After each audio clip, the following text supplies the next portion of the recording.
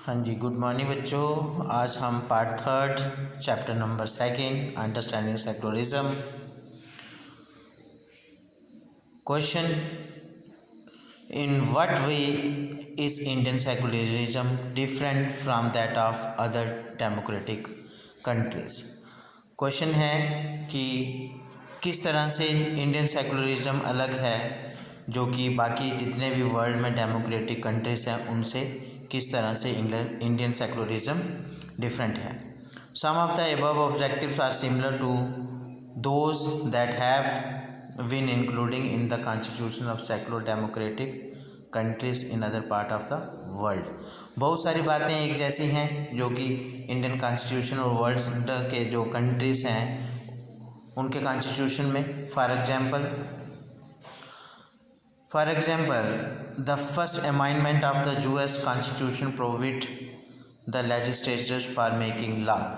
हमने उदाहरण के तौर पे इसे समझने के लिए कि जो पहली अमेंडमेंट हुई थी यूएसए कॉन्स्टिट्यूशन में, यूनाइटेड स्टेट ऑफ अमेरिका के कॉन्स्टिट्यूशन में, उसमें क्या बदलाव लाया गया। प्रोहिबिट्स मतलब रोकना। द लेजिस्लेटर कौन होते हैं? जो रिप्रेजेंटेटिव होते हैं, जैसे हमारे एमएलएस और एमपीस हैं।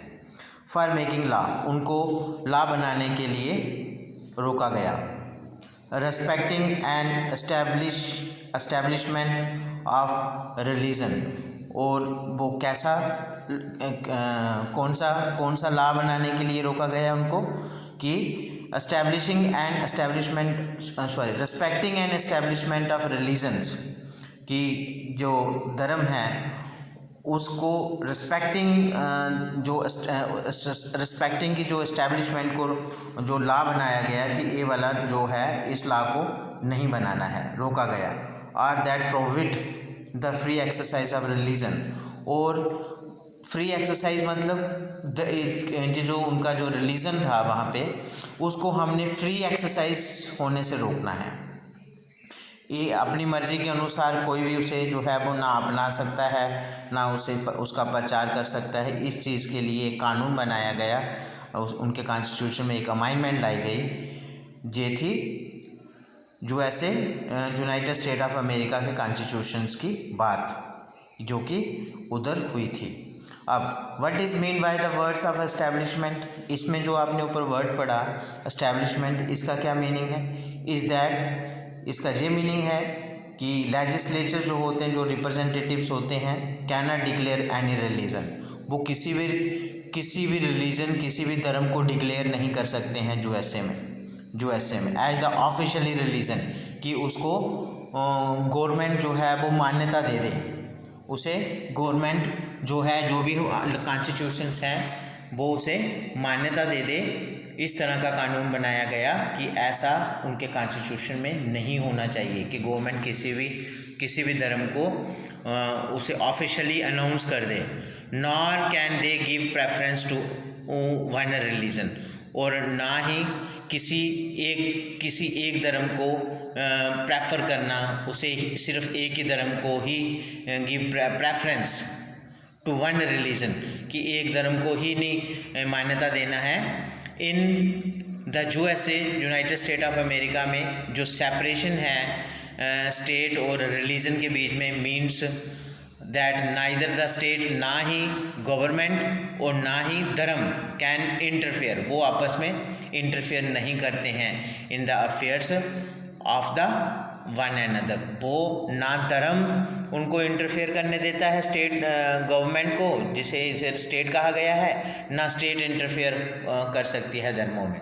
लेकिन भारत का जो सेक्युलरिज्म कॉन्स्टिट्यूशन है, इसमें आपने पीछे एग्जाम्पल के तौर पे देखा कि वो इंटरफेयर करती है। जैसे कि हमने एक पीछे एग्जाम्पल पढ़ी थी, अनटचेबिलिटी जो थी, उस पर बैन लगाया गया गवर्नमेंट ने कि ये जो अनटचेबिलिटी है इसे बिल्कुल एलिमिनेट किया जाए इंडियन सोसाइटी से, और उसके खिलाफ कानून बनाए।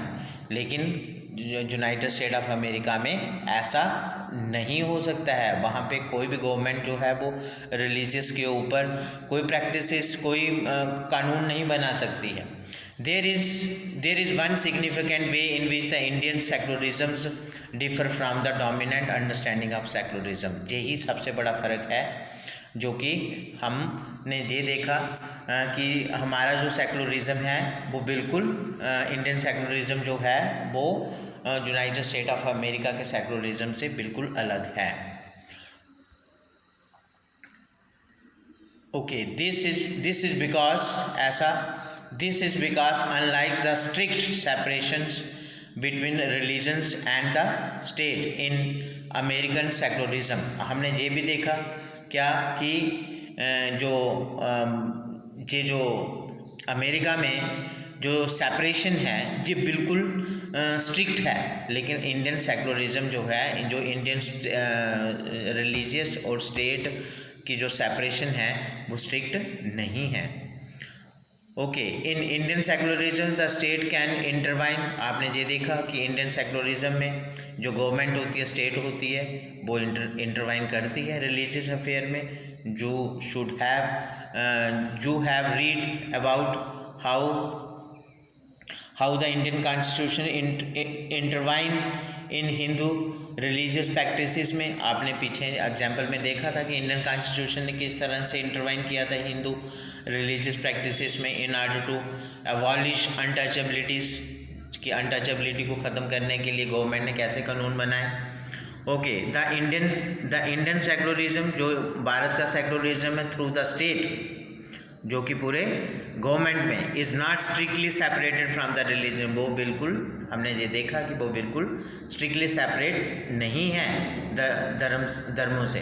It does maintain the principle distance, वो जितनी ज़रूरत होती है दूर रहने की उतनी ही रहती है। जब उनको ऐसा लगता है कि अब जो है हमें धर्म में इंटरफेयर करके उसे और अच्छा परिणाम देना है, तो वो पक्का इंटरफेयर करता है जो इंडियन कॉन्स्टिट्यूशन है। तो this means that any interferences in the religion by the state has to be based on the ideal laid out in the constitutions.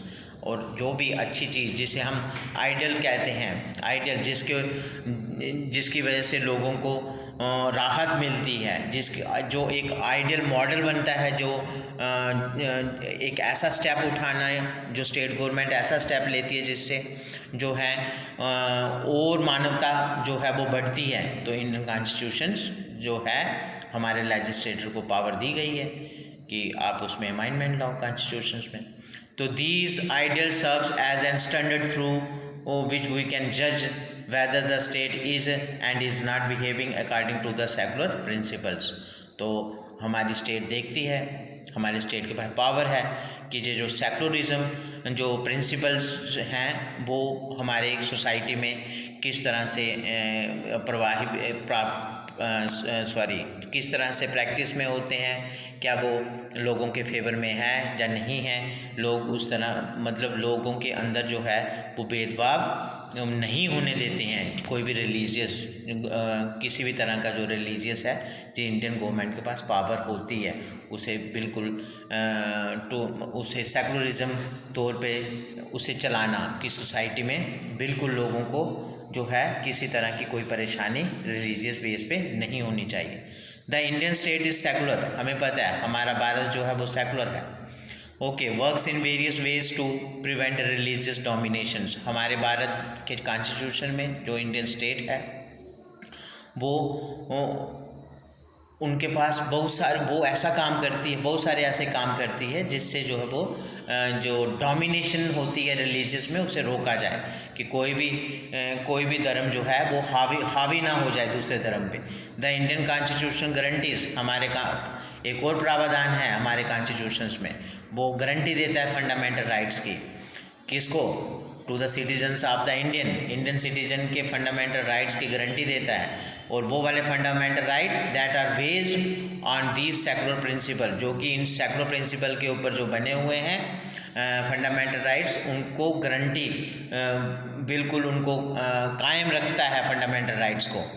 कि however this is not to say that there is no violation of these rights in Indian society. Indian society में कोई किसी तरह की कोई violation नहीं होती है इन राइट्स के प्रति। Indeed it is precisely because such violations happen frequently that we need conscious. जब भी हमें ऐसा लगता है कि कोई भी किसी भी तरह की वायलेशन हो रही है प्रिंसिपल ये जो फंडामेंटल राइट्स के प्रति, तो इंडियन गवर्नमेंट जो है उनको रोकती है और किसी भी तरह की वायलेशन होने से वो पहले ही उनको प्रिवेंट करने की कोशिश करती है। तो ये था बच्चे, हमारा चैप्टर जो है कंप्लीट हो गया है। सभी बच्चे वीडियो जो है वो ध्यान से देखें ताकि जब हम क्वेश्चन आंसर करें और उस क्वेश्चन आंसर में जो है वो कोई भी परेशानी आपको नहीं आनी चाहिए। थैंक यू बच्चों।